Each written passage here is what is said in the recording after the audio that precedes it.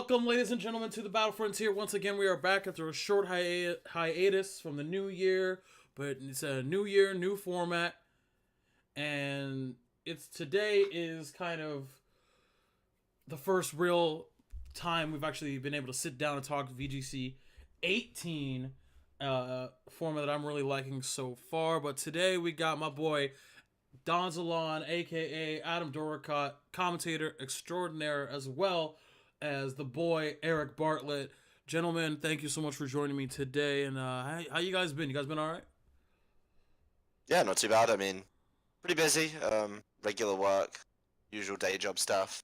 Coming back around, I've had I guess a little bit of time off from Pokemon. I've not been to an event since Memphis, which is the other side of Christmas. So a little bit of time off. That was the last one in the old format. So time to roll around and get on with the new stuff.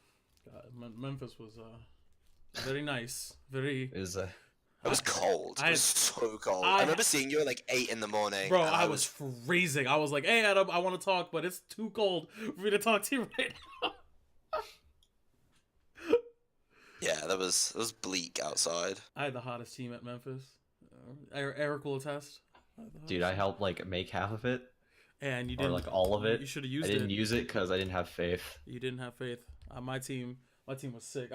I lost when I went X3. I lost one game for real, but the other two games I lost to a double DS freeze, and the other one, the Snorlax was not max happiness, so it didn't kill what I thought it was gonna kill. I was like, this is tragic. But the team was hot though. The team was very nice. But well, that's 2017. We're gonna talk about 2018 for a little bit today. We're also gonna talk about Pokemon on Twitch and how that shit is dead. And then we're obviously, as always, going to do the Mon Watch. We all got some interesting choices for that. But yeah, let's talk about 2018 so far. We've had plenty of MSSs already. I really am happy with the way the meta is going so far. So Eric, you've been you write about the meta, you write about the game, stuff like that. You follow it way more in depth than I do. How do you feel a certain way about the meta? Do you like it? Do you not like it? What are you seeing? It's definitely interesting. Like, the thing I love about VGC 18 is that it's pretty much like, since we have Nat decks now, they're like all these MSS results that have been coming in, like you basically see like the same common cores. Like you see your Metagross teams, you see your Charizard teams, you see your Gothmaw teams, and then you see your Salamence team here and there. But then like there have been some like weird like teams that have been like winning these things, and some weird like tech mons that are fun to see on like these already established archetypes. But like this has been like a fun format to sort of keep track of, especially now that we have a bunch more resources, like the new like VGC tournament stats Twitter, which is like one of the most fun Twitters to read in my opinion, because I just love seeing like all the results and see what people are using. Like it's just like it's a really like, it's a fun format I'm seeing from like so far, and I'm really liking team building in this format just because of how much stuff I have access to. And yeah, I mean, like we just like there's just a lot of variety out there, and I think it's already like VGC 2018's like, you know, diversity and variety is already on like full display, and we're only like a couple weeks into the format, so I think it's gonna be a fun format. I definitely think we're still in the infancy, even though we've got some people going kind of outside the box. There's already a couple of things that have established themselves, and I definitely feel like we've got probably another couple of months of figuring it out. I mean, Australia, that internationals is in February, I believe the second weekend. Yeah. So that has a lot of potential to shake things up. And then before you know that, it's Brazil, I believe, at the end of April, with a ton of regionals in between. I really don't feel too confident in saying that something's the best team in format until we've seen a regionals results come in. Yeah, like there have been like a bunch of teams where I'm like, man, that team's sick, but this team's also pretty dope. Like there hasn't been a team where I look at it so far and been like, wow, this team is like clearly has a great matchup against everything. Like you're getting a lot of different variety, as you said. Like it actually reminds me a lot of really early 2014. I mean, obviously everyone knows how much I love 2014, but it really reminds me of early 2014 where you could almost play whatever you want. Like there are some core mons at that time. There were like Talonflame and Kangaskhan, and even like lesser used mons like Mammal Swine to a lesser extent that were pretty prevalent. And then this format, you got your Landos and Charizards. Like Lando and Charizard are probably the ones I'm seeing the most. Definitely Lando by a lot more. But I don't know. I'm just seeing a lot more different types of teams that are using a lot of the similar mons, but they have a different spin on it. Like even if it's like again, we've talked about this before in the last podcast, where like you can kind of define formats by how many slots they get. And I think honestly, like this, like right now, I know we're really early, but this feels like a 4-slot. Like you get like 4 free slots to kind of do whatever, right? Because you have your mega slot, and then let's say stereotypically you have your Lando slot. But other than that, you can kind of play around with whatever. Like it seems like you can kind of maneuver and pick whatever you want, and it be at least decent. And which is something that I think it's really refreshing, and overall it's like pretty good for the game, like obviously.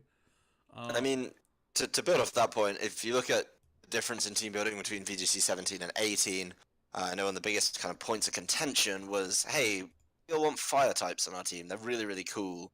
While last year your choice was Arcanine or Arcanine, this year you've got Charizards, Volcaronas, you had Marowak. You had Marowak, kind of. And if you were the worst person, you also had Torkoal. Oh, true. So as I said, Arcanine and Arcanine. Yeah. Charizards, Volcaronas, Heatrans, Incineroars. I mean, I'm barely out the top Rotom. 30 at that point. Rotom. I mean, Entei also exists.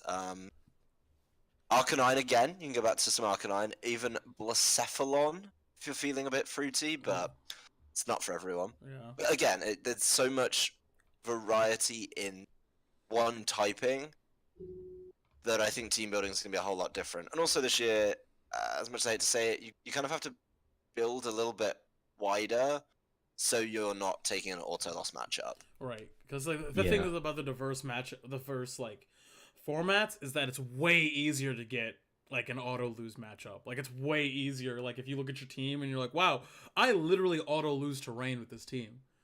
And like because the Rain teams that are being built in like really diverse metas are usually very, not even one-dimensional is not the right word, but they're like when they play Rain, they're very stereotypical Rain. And if you lose the Rain matchup, you're gonna lose it 8 times out of 10. Like it's going to be just like very difficult for you to win that matchup because what they do very well. They're usually playing 2 Rain setters. Like the Rain teams that we're seeing right now are actually kind of sick. Like as far as you're actually able to play hard Rain again, which is something you weren't able to do before. So it's one of those things where I'm just like, team build. This is really where team builders are doing really good. Like in terms of like this is where they're able to show how their skills, because some people are bad team builders, some people are really good team builders. So it allows you to really show off that kind of skill. Yeah, I really like that point you brought up of like nothing feels super like broken yet or like super good. And I feel like what's really fun about this format is that it's a lot less of like matchup roulette like VGC 2017 was.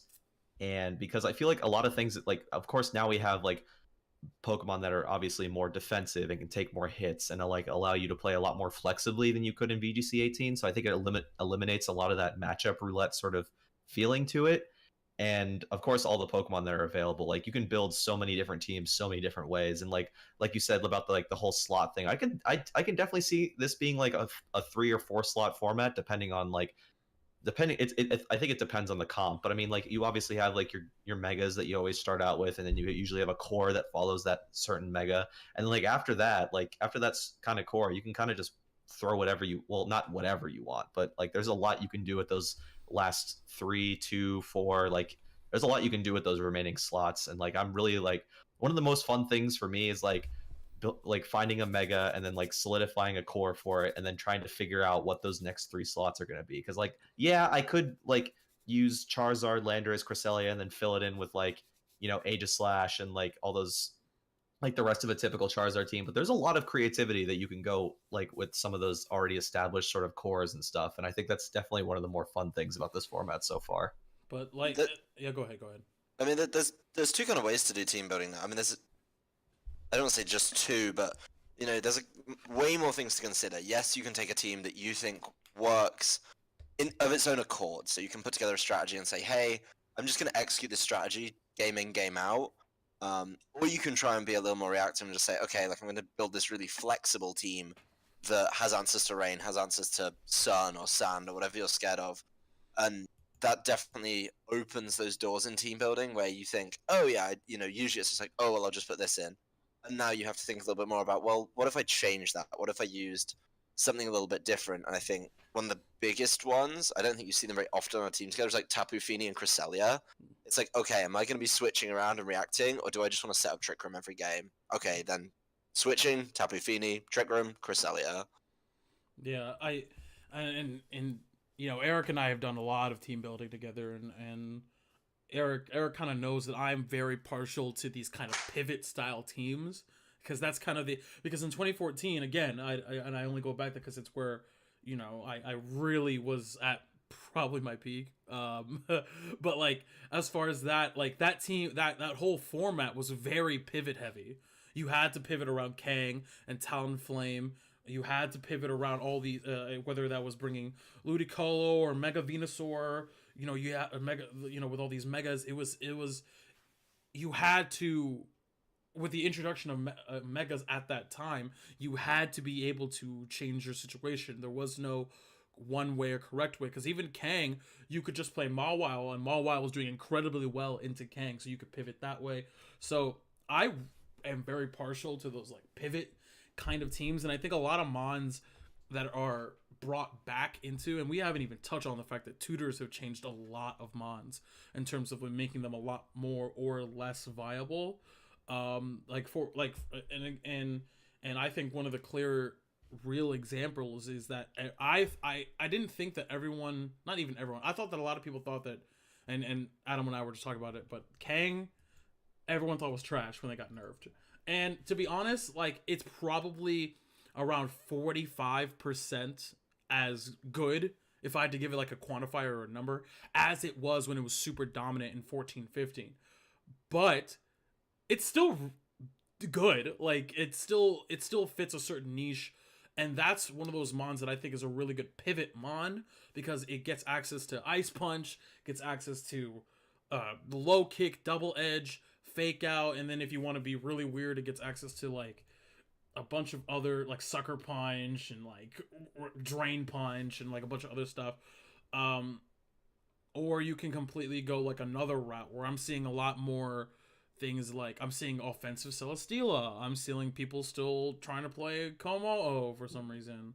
Like it's just like one of those things where I think as the format goes on, you're going to see a lot more of that pivot style because of the whole breadth of choices. I think a lot of top players are going to want to have the ability to switch between one mode or one play style to the other. Yeah, I just like how having stuff to switch into Z moves now, because like this format definitely makes it a lot easier to switch into more powerful attacks. Because like I said, we have a lot more bulk to work with. So like I definitely think it makes it easier for like these sort of like balancey teams and sort of like consistent strategies to work. I think like in BGC 17, like the limited dex formats, we obviously have a lot weaker stuff to deal with, and so like the main thing is just like bulk is gonna making balanced team building a lot better, and definitely being able to switch into things and being able to pivot is definitely a lot easier now. So that's definitely something I really like. Yeah, so there have been a couple of mons, and I kind of really want to highlight a couple of very specific mons that I have down on my little notepad here about that that I want to touch on and see what you guys are thinking about. First, obviously I think we can't talk about VTC 18 about talking about Lando. Did you guys expect like Lando to be as dominant and as prevalent as it is, or is it kind of like one of those things where like you expected it to be good, but like you didn't expect it to be everywhere like it is basically? Oh, I'm absolutely not surprised that it's top one. It's number one in usage right now. Yeah, there's like no doubt in it, because the last time we saw Landorus in a format that it dominated in was obviously 15. Yeah, it was relevant in 16, but not as much. But the biggest, I don't say problem, but one of the hardest things about playing against Landorus was the guessing game. and say I led something that was nice and fast and had a nice hidden power ice, for example, I could just throw hidden power ice at Landorus and I could knock it out if it didn't carry an assault vest, or I could hit it, or I could go after it and it could swing at me with something really nasty like a big earthquake. So that decision wasn't fun to begin with, as somebody who was, when you're playing at Premier Challenges and stuff, and kind of maybe lose game one just on that information gathering. But now they made it even worse in that they added Z moves. So before the guessing game was 2, 3 items if you included Focus Sash. That's gone up to at least 5 now, with the addition of Flying EMZ and Ground EMZ. There's just so much more as a player to think, well, it didn't move before me, so it's not Choice Scarf. Well, I've ruled out 1. Now I have to see if I'm going to take a whole heap of damage, and now I have to guess what type that damage is going to be. So it really made that one, I'd argue, more difficult to play against, which for a player who can execute it well, makes it even better. You also have to play the moveset guessing game a lot more now too, because players, of course you can, because now players are experimenting with stuff like special Landorus, and now since wide guard is everywhere, I think people are going to start to catch on and say, well, maybe Rock Slide, it's good, but what if I ran a single target rock move? So there's stuff like Stone Edge, and there's stuff like Rock Tomb, and then there's always scouting, well, is this Landorus going to be able to KO my bulky Psychic with a knockoff, or should I be scared that it's going to superpower and KO my Kangaskhan? So it's not only the item mind games that you have to figure out, but it's also the moveset mind games, which makes it sort of kind of tricky to play with, especially in best of 1. But I think once you figure out what a Landorus is doing, it's slightly easier to play against. But yeah, going back to what I said earlier, I'm not surprised Landorus is #1 in usage. It's by far one of the strongest, most versatile, and definitely most useful Pokemon for most teams in the format, as long as you're not super ice weak. Landorus is pretty splashable on any team, and it can just be run so many different ways, and it can be tough to play against in pretty much any situation, especially even if you know what item it is or what moveset it's running, because there's just so many things you have to figure out about it before you can actually properly play against it. The other thing you mentioned there is as long as you've got an ice week, the one thing I found when I've been playing around and I have Landorus is with practice, it's really easy to figure out where those ice moves are coming from. I mean, ice types, pretty telegraphed. And then there's just a checklist of things that might carry hidden power ice. So you're able to just protect or switch and kind of deal with that. I mean, from my experience, I've been playing against it a lot. And there'll be so many times where they'll call a hidden power ice, for example. They'll switch out, they'll take out the threat, and then Landorus comes in later and I'm just doomed. And then you have the other guys that just bring in Scarf Landorus and then just start clicking Rock Slide. So there's definitely a lot of different play styles that fit Landorus too. So you just kind of have to. There's just bottom line. There's a ton of things you have to play around when you're dealing with Landorus, and it's just a tough mon to deal with.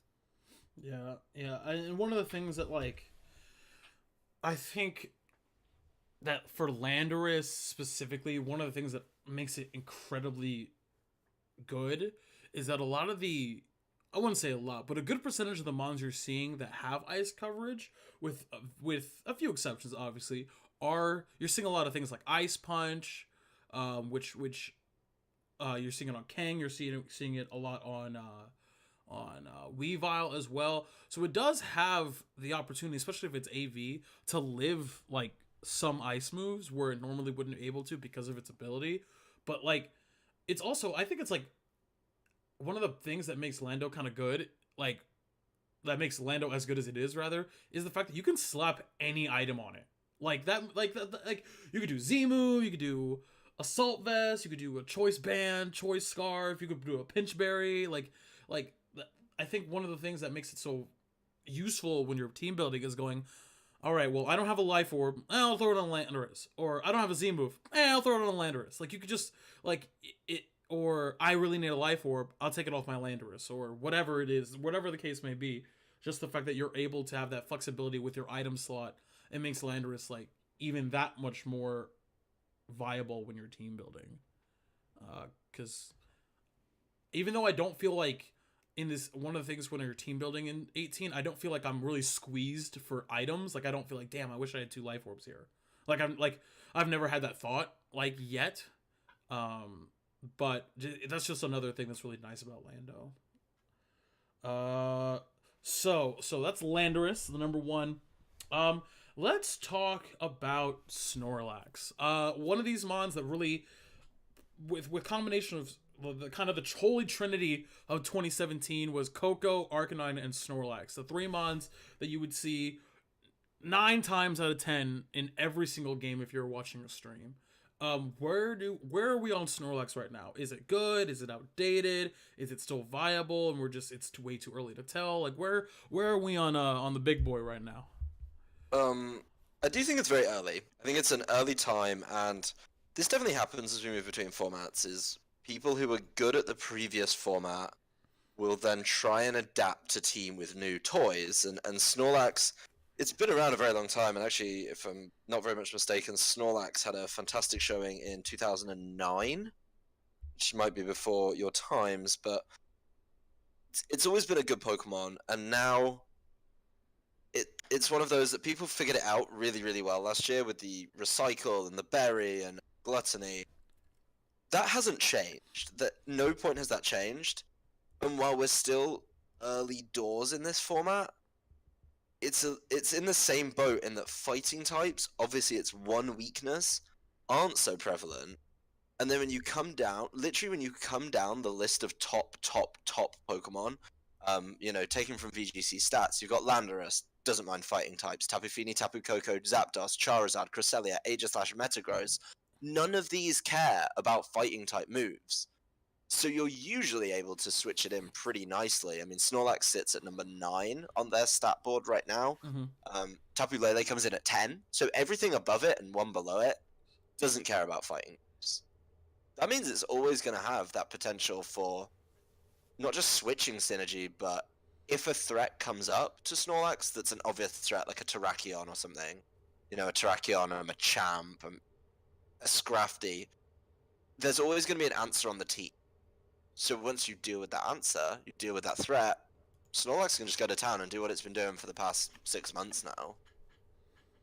Yeah, Snorlax I think it's still like a lot of this speculation. Yeah, we could definitely preface a lot of this by saying, well, it's still early, and I'm pretty sure I'm one of the people that's going to think Snorlax is going to stay around for a little while. It's just going to like Adam said, like the playstyle hasn't really changed much. You still have your setup move, either Belly Drum or Curse.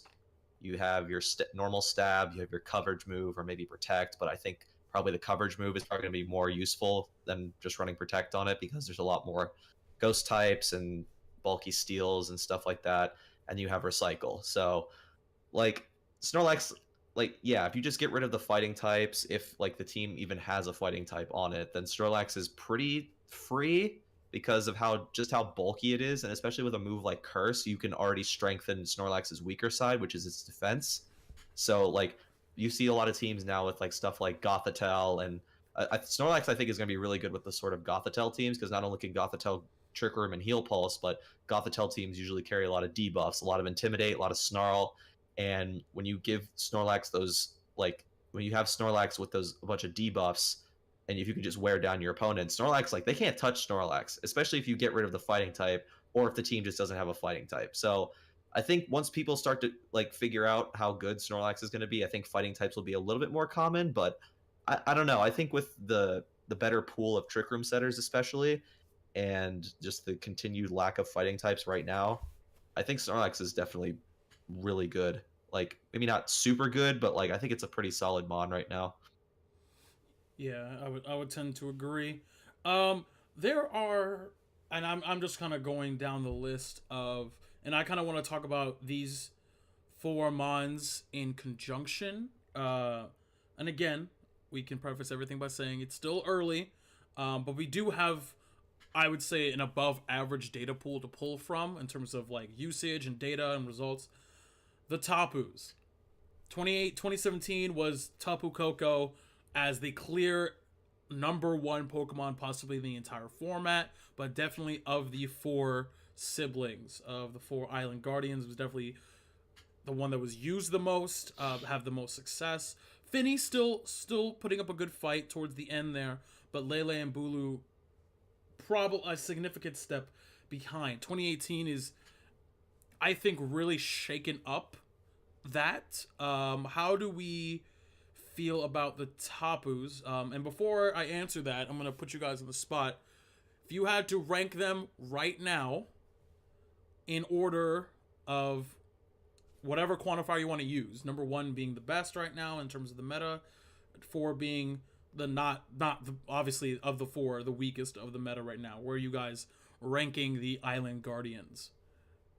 Alright, snap judgment. Tapu Fini, Tapu Bulu, Tapu Koko, and Tapu Lele from 1 to 4. I think Fini has so many more options with the tutors, plays very similar to an old Cresselia, and I don't think you can undervalue the power of Misty Terrain to stop stuff getting burned or paralyzed or poisoned. It's so underrated.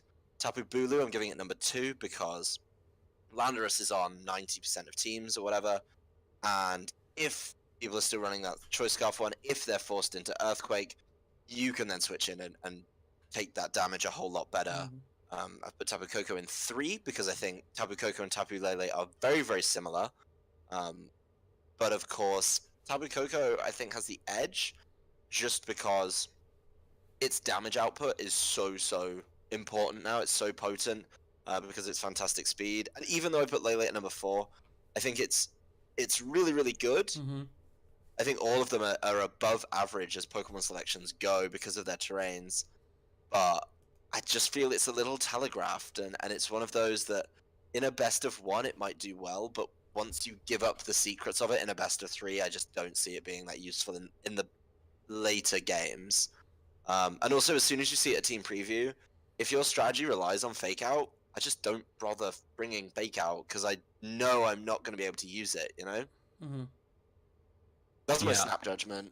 Yeah, I was funny enough, I was gonna rank them the exact same way: Fini, Bulu, Koko, Lele, and I think I pretty much the same points. But like, so you have Fini at the top, obviously, because Misty Terrain is obviously one of the best out there because you know you can mitigate a lot of the status ailments, you know, because you can prevent burn, you can prevent paralyzed sleep, and yeah, like Fini plays so like bulky waters are always good, and Fini's typing and its move pool now with tutors just make it like a really good support mon. It can be offensive if you slap choice specs or calm mind on it, and I think just because of its bulk and its versatility, I think it's going to stay probably at one of those top spots. And Bulu, obviously, yeah, Landorus is one of the biggest things in the format right now. Earthquake is something you definitely want to stop, and Bulu with grassy terrain is still hits really hard because I think a lot of things tend to invest on the special side, and Bulu really hits hard on the physical side, and I think it can do that even without terrain. And Bulu can set up really easily too. And the grassy terrain and misty terrain are like, I feel like Bulu and Fini are going to stay around the longest because we know the trend we see every year in VGC is that formats tend to trend towards bulkier mons and bulkier teams towards the end, and I think those two are probably the ones that promote that sort of like bulky balance playstyle. And yeah, like Coco and Lele, I think are also, yeah, like Adam said, like pretty similar, because I think the only reason Coco is still relevant is because it's fast and because you have Z moves. Because Coco like relied on its damage output because in BDC 17, like I said earlier, a lot of things were weaker. A lot of things couldn't really take hits. So yeah, we thought, oh yeah, the Electric Train boosted Thunderbolt, really strong, right? And in this meta game, like you realize like, wow, maybe it's still strong, but it's definitely not as strong considering of how much bulkier the format has gotten. I think Coco is sticking around just because of how versatile it can be using its absurdly high speed, and the Z move threat from it with that high speed is one of the things maintaining its damage output. And I also agree with Adam about Tapu Lele too. Tapu Lele is something that you can play around pretty easily once you see it in team preview. You kind of know what it's there to do. And Tapu Lele teams are usually super hyper offensive, and hyper offensive teams are usually like really good in like best of ones, and you know, kind of focus on maybe like a couple different modes that you can go with. But like, yeah, you can adjust pretty well to Tapu Lele, and I think it's a Pokemon that suffers more than Bulu does without its terrain. And Tapu Lele usually being run pretty quick, like either with Choice Scarf or just max speed timid or max speed just like modest nature. Like I think it suffers a lot more without its terrain than something like Bulu does, and I think Lele and Bulu are sort of like the physical and special counterparts of one another's, and I think Lele definitely suffers a lot more without its terrain, and like I think psychic terrain overall is probably one of the least beneficial. Like yeah, it blocks like priority and stuff, but like considering the stuff you run with Tapu Lele, stuff like Hydreigon if you're running like a Metagross team or Zapdos, like they can still get hit by priority moves. So I mean, I think that sort of like that protection from priority is a lot less valuable. So I definitely think the more offensive Tapus are yeah, probably more fitting for the 3 and 4 slot, and I definitely think the bulky Tapus will probably be the most relevant throughout the season. If I had to do it, I would go Finny, Bulu, Lele, Coco. I'd put Coco at last. I'd flip the two for a couple of reasons. I think a Psychic Terrain is still pretty decent in terms of blocking priority, although it's a little bit easier to play around. I still think that the ability to dictate in champ select what they play and what they don't play in team preview is still pretty good. As soon as I see a Lele, I'm forced to. I'm way more hesitant to take my fake out, like to not bring it in. So it allows mons like Whimsicott and Cresselia, I guess, but like Gothitelle, all these support mons to kind of, it basically lets them a free turn 1 to set up because you're not afraid of that fake out pressure. I also think that its type or its damage output when it comes to its stab moves, like specifically its fairy moves, hit more things, does more damage to things that it needs to do damage to than Coco, just because it gets the access to Moonblast. So it does a lot better against Tyranitar. It does a lot better against Aegislash because it also gets access to things like Shadow Ball and Psychic, obviously. It also does a little bit better against Metagross because it does get access to Shadow Ball, if that's something you're really worried about. Tapu Koko can't really hit a Moongus. Again, Lele does a little bit better. Obviously, there are things like Charizard and Celesteela where Coco and that really does a lot better. But I think with Lando being so prevalent, Coco being basically only a electric type move damage outputter, unless you're running, like Sky Drop or something like that. You don't want to be in a scenario where you're Z moving into, and then they switch into Lando, and then you lose the Z move, and then he can do whatever he wants to you because again, you're a Coco. Coco can't really do much to Aegislash as well. Electric Terrain, although is beneficial to Coco itself, I think Lele is beneficial to teams, to entire team compositions more than Electric Terrain. But again, it's even though it's still easy to play around, it's a very small, minute, like it's a very small edge that I give Lele to. I still think that that Finny and Bulu are clearly above those two. At the moment, I think Bulu has gotten, it's funny because Bulu hasn't really changed at all, but the mons around it have changed so much that it has become a lot better in team compositions. And then Finny, it's getting access to a lot of moves that it did not before. Things like Icy Wind, which is the most relevant out of the moves that it got, in my opinion. So it's just it's a small difference, but I can totally see what you guys are saying. I just put a little bit more stock into the overall team composition of Lele when I'm thinking about Lele as a mon. I'm thinking of how it fits on the team as a whole, and I think it fits a little bit more and does a little bit more for its team than a Coco, for example, because there's obviously, you could run Zapdos to fill that slot, or you could run a Rotom to fill that slot. So it's a small difference, but for the most part, I kind of see what you guys are saying. So we talked about those. We talked about some of the mons that we've seen. A lot of mons in the meta that are doing very well. There's one final mon, and I'm only doing it because I was in her stream yesterday. I was in Gabby's stream yesterday watching her. Let's talk about the Z movie, Como-O. I don't want to influence you guys when I ask you how you guys feel on it, but this mon is trash. So tell me how you go ahead and feel about Como-O. How do you, Adam, like, do you Do you like this mod? Like. Um, I don't enjoy watching the animation. I'm not going to hide that one. The Z movie. The Z movie.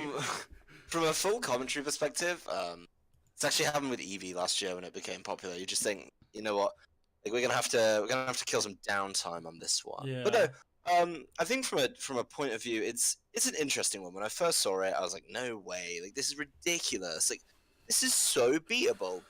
And then I started playing against it, and I was like, yeah, this one's not quite so easy. Of course, fairy types, fantastic, and it's actually one of those times where I'm like, well, I wish I had a Scarf Tapu Lele because that would be perfect right about now.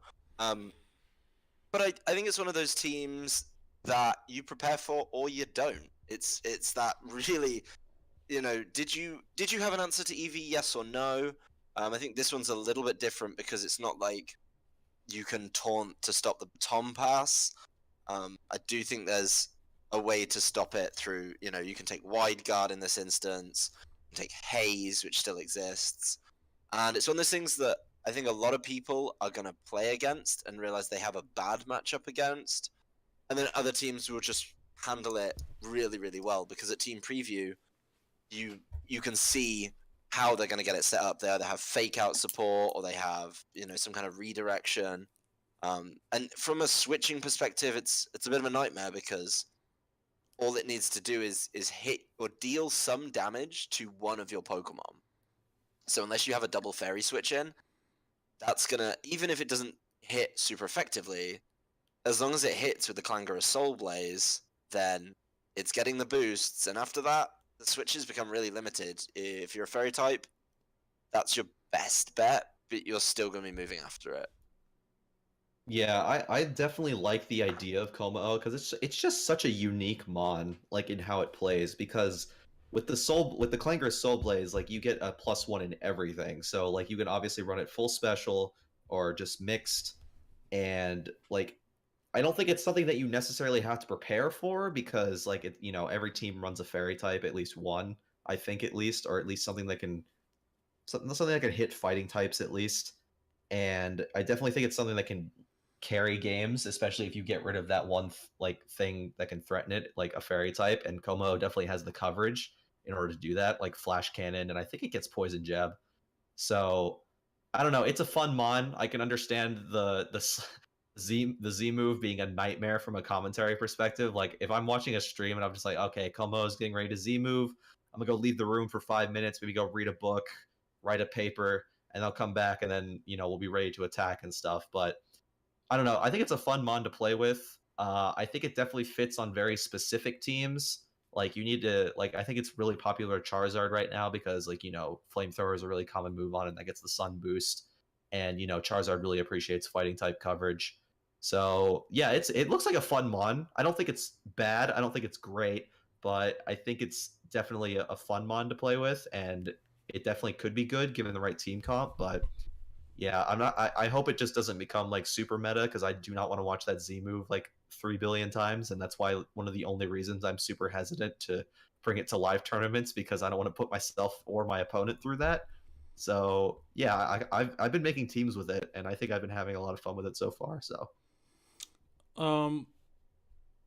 I think it's overrated. If I'm going to be completely honest, but is it trash? I think it's trash. Only because I can assure you, I'll be honest, I thought it was trash, and then I built a couple of teams and did not put an answer to it on there, and they were just straight rolling me on BattleSpot. It was pretty embarrassing. Yeah. Like just ignoring something that popular and just getting clean rolled by it like 4 or 5 times was uncool to say the least. Yeah, I let's put it this way. I don't think it's good, but I'm open to someone to prove me wrong.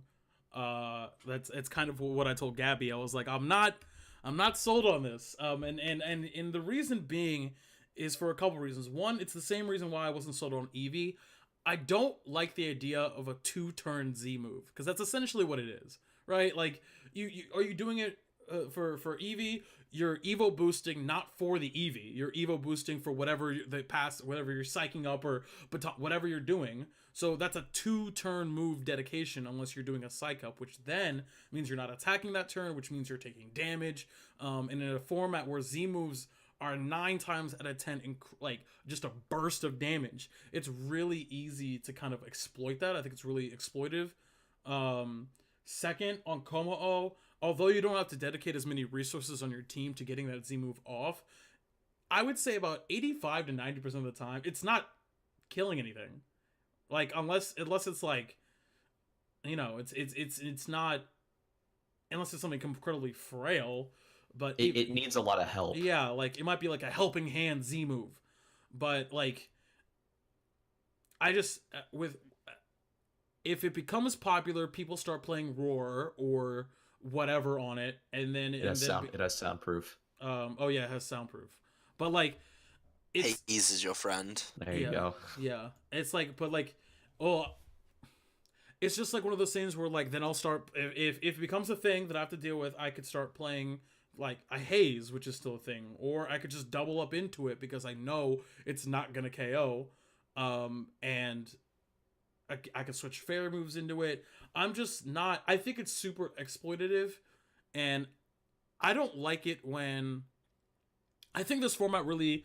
One of the cool things about this format is that with only a few exceptions, obviously things like even not even Charizard, but with very few exceptions like Kangaskhan or like the obvious megas, it's like a 50-50 about what item they have, right? Like even things like Tyranitar, it could be Dark EMZ, it could be Assault Vest, it could be Pinchberry, or Lele could have like anything, or Landorus can have like anything.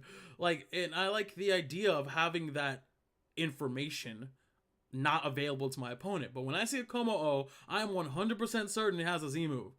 So it's one of those things where it doesn't do well against Finny at all unless it has Flash Cannon. And even then, if it's gonna die to a Moonblast if I'm Specs, like even with the boost, if I have enough investment. I'm not saying it can't work. I'm not saying it's not. There's not a universe where it's good. I'm just not sold on it being a viable strategy to win in a best of 3 scenario. If we're talking Battle Spot, we're talking Showdown, obviously it's going to do well. Because that's kind of what that strat's kind of good in those best of 1 formats. But you know, I'm ready for someone to prove me wrong. I am super ready, and I hope someone does. I just right now I think it's trash. like that's kind of where I sit on that. It just needs a lot of help. I definitely see where you're coming from with the 2-turn Z move thing, because like you said, this like the Clanker's Soul Blaze does actually a lot less damage than you think it does. Because I don't think they designed Komao as a special attacker, but then made its signature move a special attack. And like, yeah, it's I think it's a pretty good late game sort of Z move to use, because obviously it's not like something that you can just lead off with in Z move and then just have it like pick up 2 knockouts right away. And especially like the format being full of fairies, like it makes Komao a bit harder to set up on. But like you have stuff like, I think giving it soundproof makes it a lot better, because then you block it from Salamence and like Gardevoir's Hyper Voice and stuff. But yeah, I don't think it's a gimmick. Is that what I think? It definitely is consistent enough to be a best of 3 mon, but like it just needs a lot of like specific things to be built around it. Like it's very hard to like Komao like fits very specific team comps, and it needs like chip damage on things in order to pick up KOs, but it still does a lot of damage. Like you can't deny that it can sweep unprepared teams or teams that have been worn down.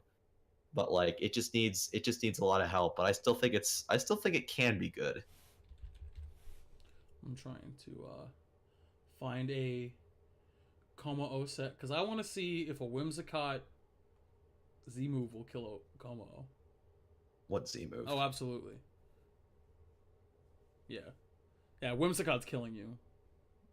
Yeah, Whimsicott's terrifying. I mean, it's almost like Whimsicott has a World Championships under his belt or something. Like, it definitely does. Even if you're +1 on everything, you're dying. I was there. But yeah, like I said, I'm ready for someone to prove me wrong. All right, so as we wind down the last 10 minutes, it is time, gentlemen. It's everyone's favorite time in the chat. It's time for the Mon Watch, where we tell you guys what Mon is good and get mad at you for not playing it already. Okay? So, Adam, I think I already know what you're going to talk about, but how about you go ahead and tell us what Mon should we in VGC 2018 be watching out for? Okay. Now, I've mentioned this one before. I've been laughed at it for many, many times, and Well, I'm ready. I mentioned I mentioned this one back in Memphis as we started to look forward to it. I mentioned it right in front of Gabby, and I've been talking about this one with Gabby with a couple of other local guys for a while. Um, Now, fairy types are very, very prevalent, as I'm sure you're aware. We've talked about them all night. How good Tapu Koko is, Tapu Fini, Tapu Lele, even Tapu Bulu, which is a change. Now, I'm a big fan of the original games, and I really like this Pokemon called BEEDRILL. There it is. There it is. Everyone has been telling bringing me, it up. I'm gonna bring it up. don't use BEEDRILL. Now, I've been playing with it online. I don't think it's actually won anyone anything yet, but I think there's room for it. Now, if you look at some of the top Pokemon used, Tapu Fini, Tapu Koko are up there. BEEDRILL deals with that. BEEDRILL deals with that situation for you. And then outside of that, there's so many other things that it's just hitting so hard.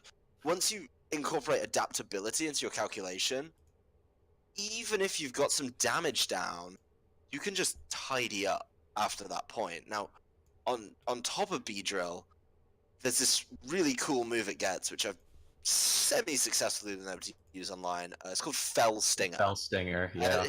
I've been pulling it out on people online. Now, I get some good damage down early game, bring someone to low health. Just pick it off with Fell Stinger, and you will just sweep a game with BEEDRILL. So, as ridiculous as it sounds, and I know a lot of people think it's stupid, BEEDRILL is something that I think there's going to be somebody come out of left field and be able to do well with it. That's my completely rogue pick. Nicholas Borghi, because I'm pretty sure he lost a bet on Twitter where if a tweet like one of this I'm pretty sure he made a tweet that says if this tweet got enough favorites or retweets that he'd use Mega BEEDRILL at his next event. And I'm pretty sure I've seen a few games of his on Showdown where he's been testing BEEDRILL teams. So he might be your guy to talk to because I think he might be struggling for ideas. But yeah, BEEDRILL, do you run Fell Stinger as your main bug move, or do you run it instead of something like Drill Run? Yeah, I've been running it instead of the Drill Run, just purely because your adaptability is only hitting those same type attack bonus moves. Yeah. So it's kind of like a double tech bug moves thing, which is so weird. But I've been taking it with U-turn, so if I get intimidated, I can get out and actually do a lot of damage on the way out. And then if I can... So some games it's nice to lead with it, U-turn away, then come back in later, pick up something with Fell Stinger, and just go to town. Obviously, you have to deal with steel types, but hey, you've got 5 other Pokemon to do that for you. Mm-hmm. Okay. So what, Poison Jab, U-turn, Fell Stinger, Protect? Yeah, I mean, there's some turns you have to protect. Yeah.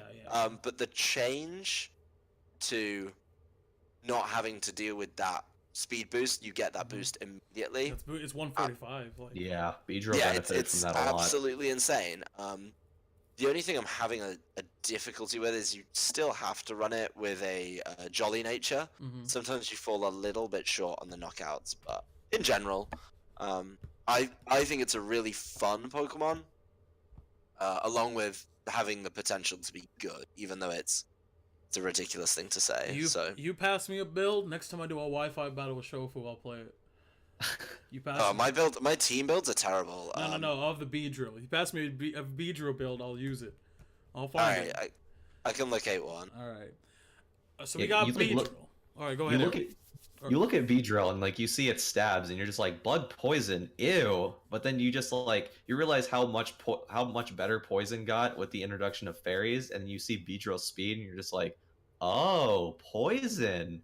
And you see adaptability, and then just wow, I can OHKO every single Tapu except maybe Fini if they're running max defense.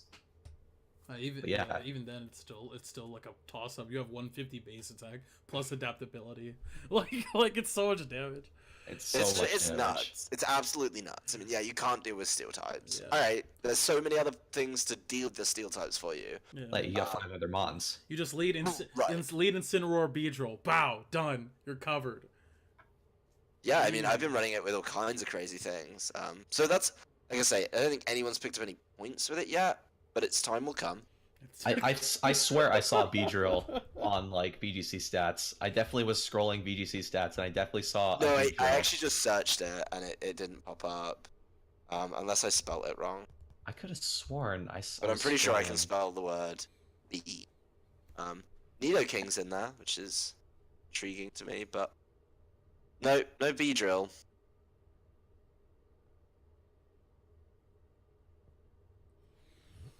All right. So we got BEEDRILL. Eric, what mon should we be watching out for? All right, so with VGC 2018, the first place that I went is fire types.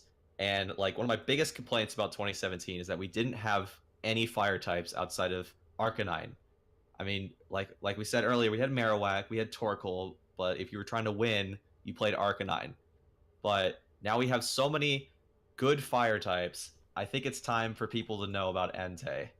Entei is a bit of an odd one. Entei. It's no Volcarona, it can't set up.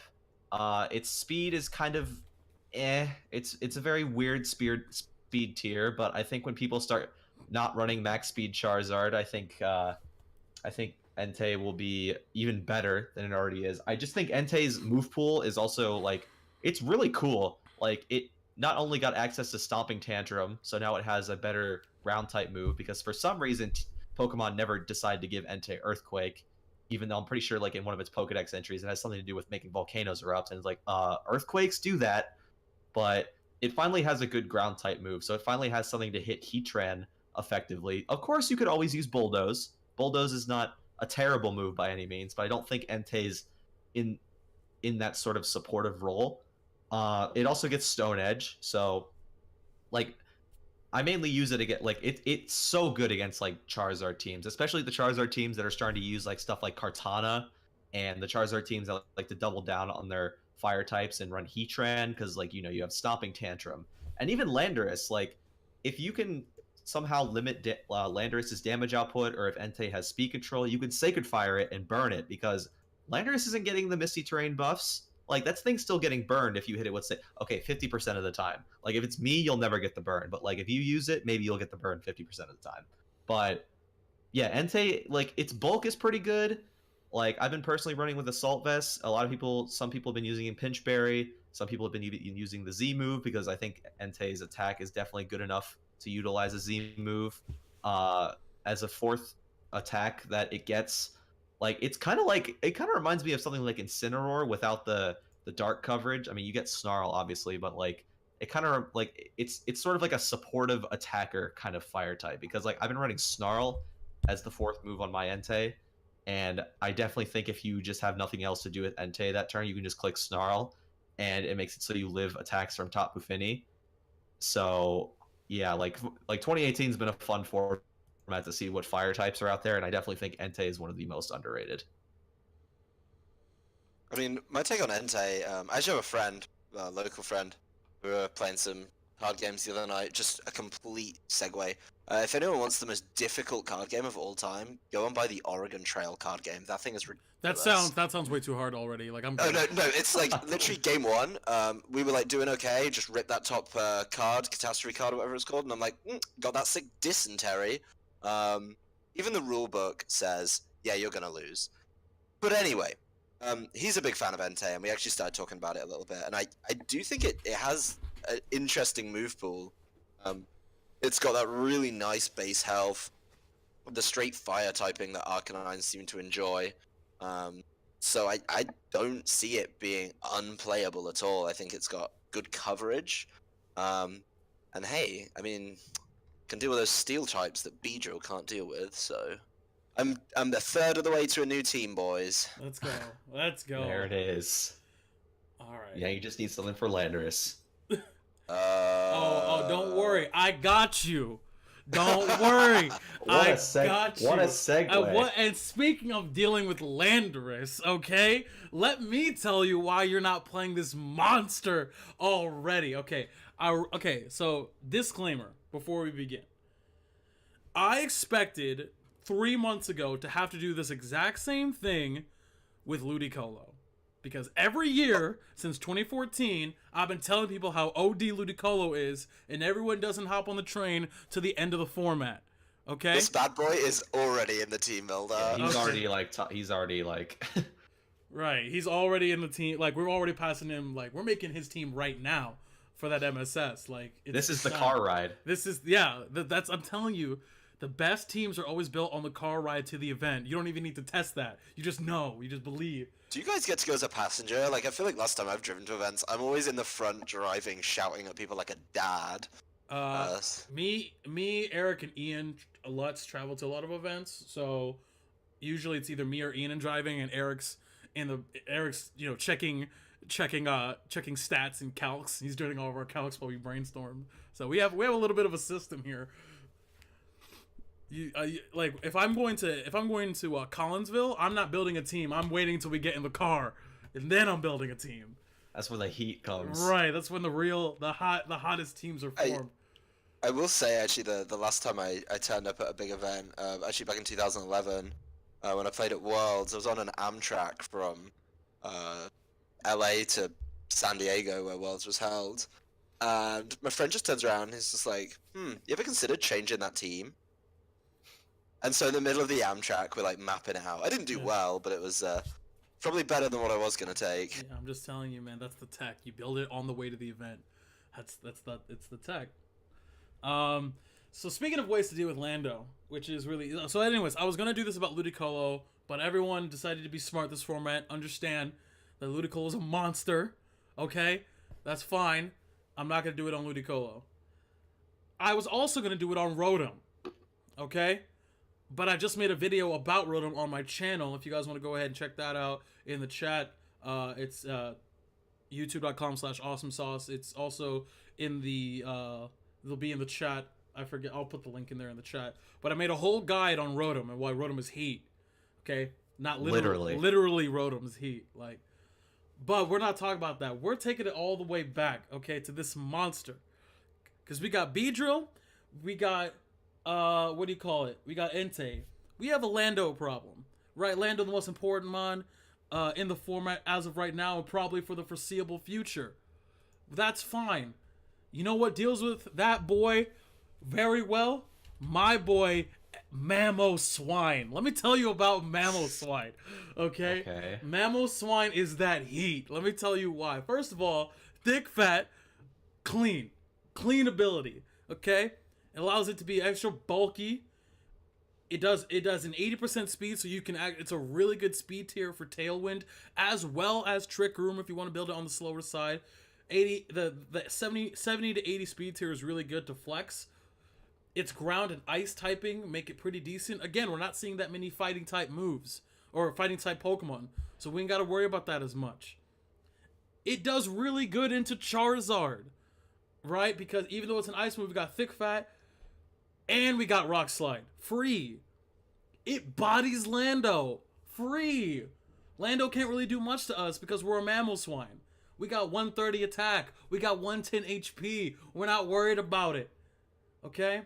The only problem is that Finny is a problem. That's fine. That's why we got BEEDRILL. BEEDRILL. Okay? Right. We got BEEDRILL for a reason. But we don't need that because guess what this thing gets? Freeze dry. Who cares? What?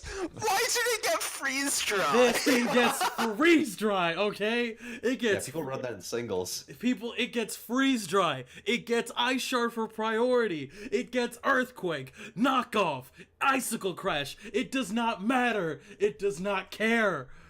This thing is a monster. Mamo, literally the GOAT. You see these tusks? Alright.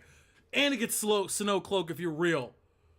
But now we running thick fat out here because for that. And it does really good into Heatran if you're worried about that. Because we got Earthquake. Stab Earthquake. You can run a Life Orb on it. You can run a Z move on it. You can run Leftovers on it or a Pinch Berry. You can run AV on it actually too. That's perfectly fine. Mamoswine's a monster is all I'm saying. I rest my case. Mamoswine's the GOAT, bro. That's half your team right there, Adam.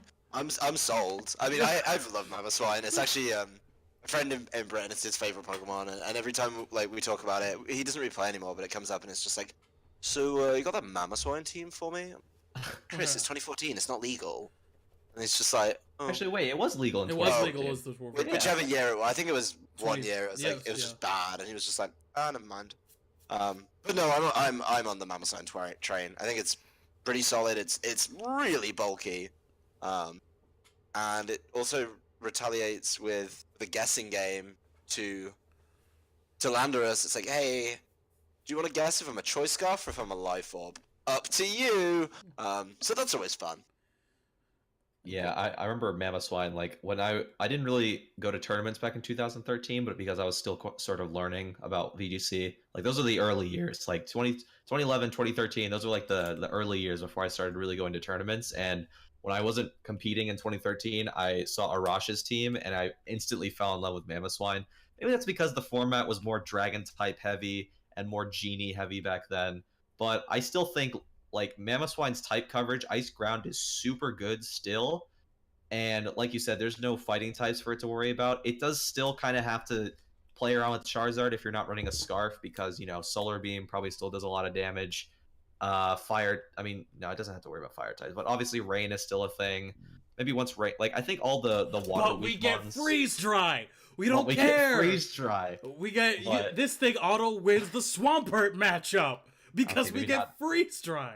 Maybe Is this not before or auto. after you've taken a fat waterfall to the Yeah, floor? is this before or after you take Hydro Before. Vortex from Ludicolo? Is this Before. before or after you take a fake out Scald from Politoed? Before. It's fine because we're bulky, and this man is a monster. 60 special defense. This man is a monster. It's got 110 HP. Nah, but for real though, like it does have some obvious weaknesses, but this thing is still a monster. Like against a lot of things in the meta. Coco, Aegislash, Charizard, Coco. I mean, it's a Lando. ground type that can deal with Bulu. Granted, you don't miss Icicle Crash. Ugh, don't even say. If you speak of missing Icicle Crash, You're will gonna- miss you're gonna Icicle Yeah, do it's Crash. it, all- yeah. you're actually It's gonna miss the all- next one. Yeah, it's all about positive vibes. That's You just have to if you believe. play a move like that, you just have to go in feeling good. Yeah. And when I go into an event feeling good, hit all my rock slides. When I go into the event tired, a little bit unprepared, miss all my rock slides. And just miss It's that your rock simple. slides. You don't max train those accuracy stats. I always Yeah, you max gotta- check my you gotta accuracy. eat- EV and X crit. accuracy. You got the Eevee and crit. Alright, well, we just made half of Adam's new VGC 18 team, so you're welcome. I'm actually ready to do this. I'll pick these up. Maybe I'll even try and stream it sometime. This is a good team. I'm building the Mamo team right now with Rain on it. It's clean. Rain on it. Yeah. It's clean. Just you gotta believe. Watch. It's hot. You'll see. But all right. So if anyone in the chat has any questions, as we're wrapping up, make sure you guys put those in there. If you guys have any questions for us, you got 3 guys who follow the meta here, 2 who are very knowledgeable, and then there's me. So go ahead and ask any questions you have as we wrap up. But we got Dallas coming up in a few next week. This week? Next weekend. Next weekend. Please. Yeah, next weekend. Next weekend. I have no idea what day it is, but next weekend is Dallas. So I've already talked about what the meta's kind of looking like right there. That Dallas is gonna be insane. There are gonna be so many people there. So I'm really looking forward to that broadcast. One thing that we haven't touched on yet that I want to touch on briefly is I don't know if you guys saw what A Drive tweeted a couple of days ago about the lack of growth of Pokemon on Twitch. Obviously, it's something that I'm very invested in as a regular streamer of Pokemon, of VGC, and obviously of all this other content. So, do you guys have any comments on it? Do you have any opinions on it? The basically lack of Pokemon presence on Twitch. I mean, it's an interesting one. As somebody who's been getting involved in the whole streaming thing, obviously I mainly stream just regionals and such. Like I say, we're doing Dallas.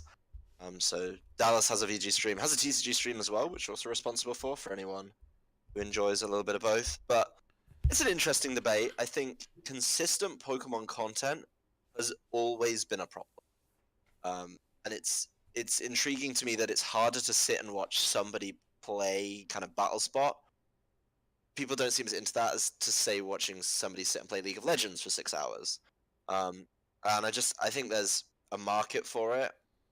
I think we've got some fantastic broadcasters, the likes of the A Drives and Countercast Blue, for example. And I just wish that I don't know if we're the community who sit and watch that content all day, and I think that's something that we're slowly moving towards. But you can see that as a viewing kind of group, it's definitely, I don't want to say fickle, but even if we go and look at our stats from last year, when EGC 17 got tired, people didn't tune in. Mm-hmm. And I think as soon as this year it becomes apparent that we've got good content, we've got good people bringing that content. I mean, there's so many good creators out there who are streaming Battlespot. Then I think the numbers will kind of naturally come back. And we just need to make sure that those people stay, they keep watching, and they have a reason to come back. Yeah, I think Pokemon's a very like it's a game that can feel stale, especially in the state that we're in right now, because Ultra Sun and Ultra Moon feels pretty much the same as the games that came out last year. And I'm not sure how many people are going to be interested in just watching that just again.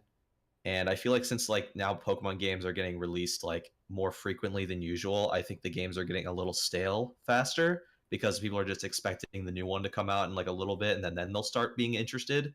But I think the viewership thing on Twitch, it's already hard to start as a competitive Pokemon streamer, because whether or not you're streaming singles or VGC especially, like a lot of my enjoyment from watching VGC streamers is their personality and their interactivity with the audience. But there are so many VGC streamers that just like, just okay, here the team is going to be Kangaskhan, Landorus, like people that just have like little to no like presence, like the most successful Pokemon streamers like are the ones that are like more interactive with their chats, or have somehow built themselves up another way and then just have had Pokemon incorporated into it.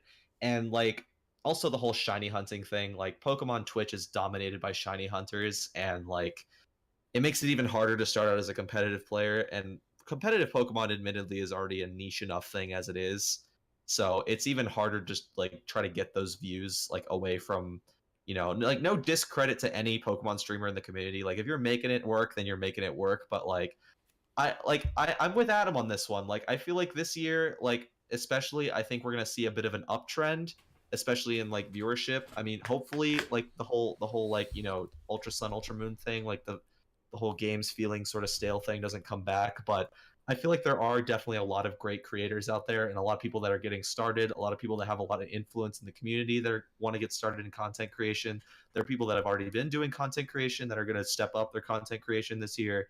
And I'm hoping that that sort of brings the viewers up for competitive. And I think once viewers sort of realize how good of a format this is, hopefully how good of a format this is, then it'll keep them interested till the very end.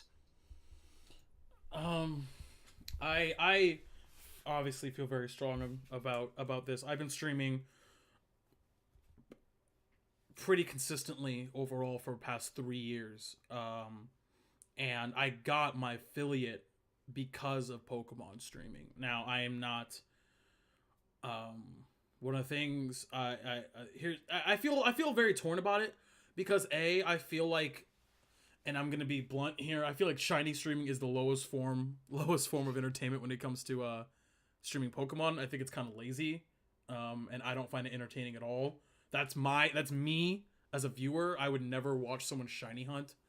I mean, on a really quick rebuttal to that point, Yeah, I think that's less about the content, but more about the personality. Right. And from a Pokemon perspective, I don't think it's top tier Pokemon content, but if I watch any other stream for other games I'm interested in, if I watch like a League stream, it's not always about the play. It's about the person behind it. And yeah, some of those shiny hunters, they're really fun to watch just for their reactions. Yeah, and I'm sure, and I think that because I know a lot of streamers and I've been around streaming, and I know kind of that I'm able to separate the content from the personality. When I say streaming hunting is boring, I mean specifically the act of streaming hunting. Now, if you can do that and make it work, that's fine. That's good on you. That means your personality is way above the content that you're producing. However, I don't think shiny hunting is very sustainable as a form of entertainment for the growth of Pokemon on Twitch. I don't think it's not interactive. It's not something that you can really commentate on at sort of like a member of chat. I could be like, oh look, he almost got it, oh no. But that's like the extent where if I'm doing a battle or I'm doing viewer battles or if I'm doing battle spot, there's a lot to talk about with the chat or even the chat amongst themselves, which I think is really, really important to the growth of the scene. I do think, and this is my opinion, obviously I'm a little biased, being someone who's affiliated with Twitch and a pretty active Pokemon streamer. I think that's why I was really excited when they opened up the Pokemon VGC streamers Discord, because I do think that because the growth overall would be very beneficial to everyone involved, unlike a lot of other communities. Seeing a lot of streamers who consistently put out content come together, promote each other's stuff, help each other out, do co-streams even, would be good overall and very good for the community and increase viewership. Because the more people go to events, the better we all do. The more people read whatever it is you're writing, the more people tune into whatever event you're streaming, the more people watch the YouTube videos, whatever it is. So I think it could be more of a team effort, and I'm glad to see it go into that direction.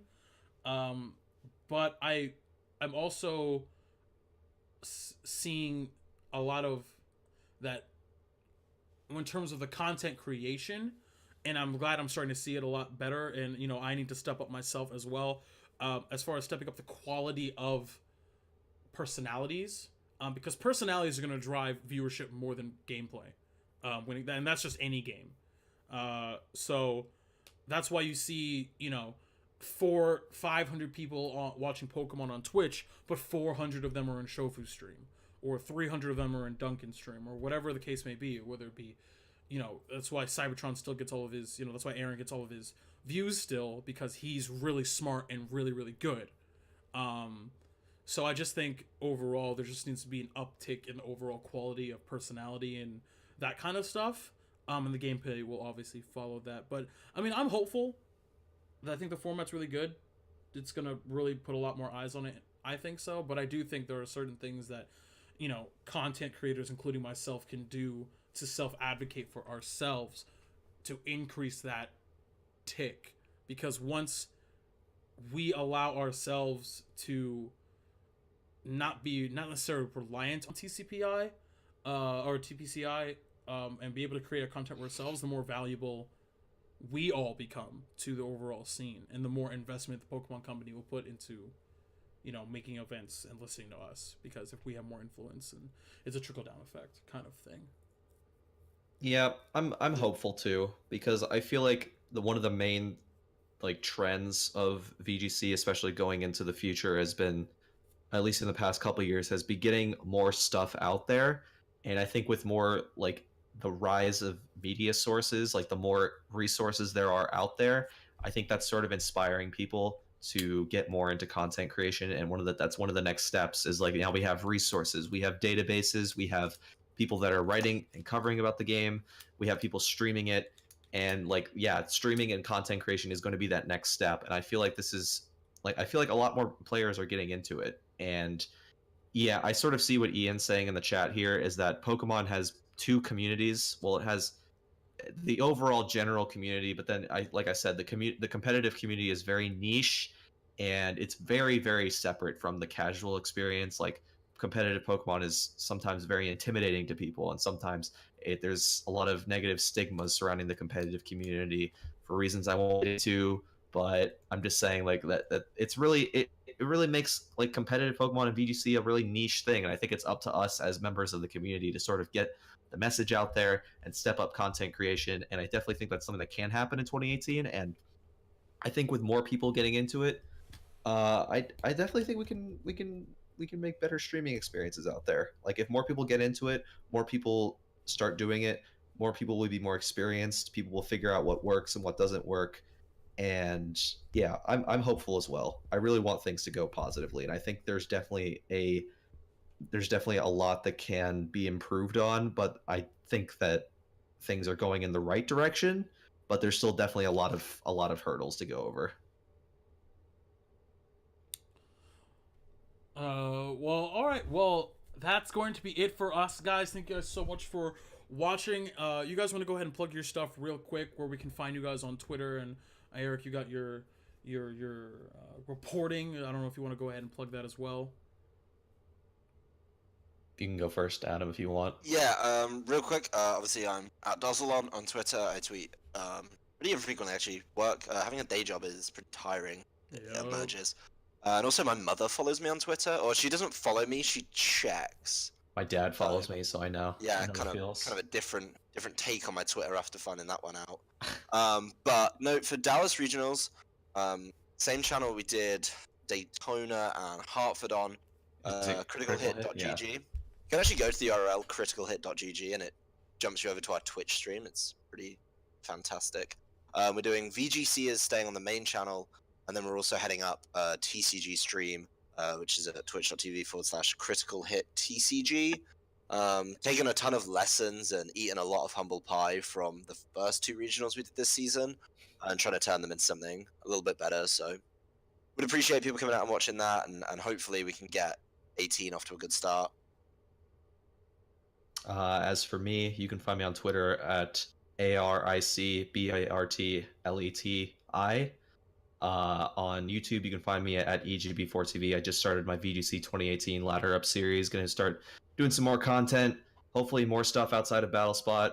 Probably going to do a ton more, a lot more tie-ins to like my articles and stuff. And yeah, also check out thegamehouse.com/Pokemon.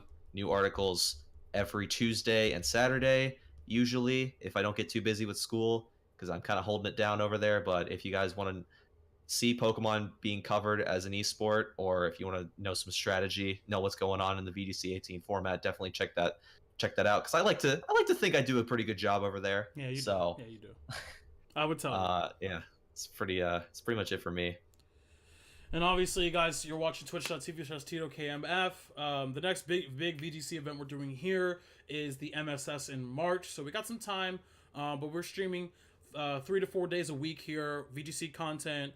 But the stream is going to be mainly dominated with Dragon Ball Fighters, mainly in the next couple of weeks as I hit the lab. But links to the YouTube are also in the description. Thank you guys for watching. Thank you too for joining me. We'll probably reconvene in sometime between Dallas and Collinsville to kind of reassess, because we'll have some regionals under our belt by then to kind of really talk about the meta. But thank you guys so much for watching. I will catch you guys later. And again, make sure you follow the channel. And adios!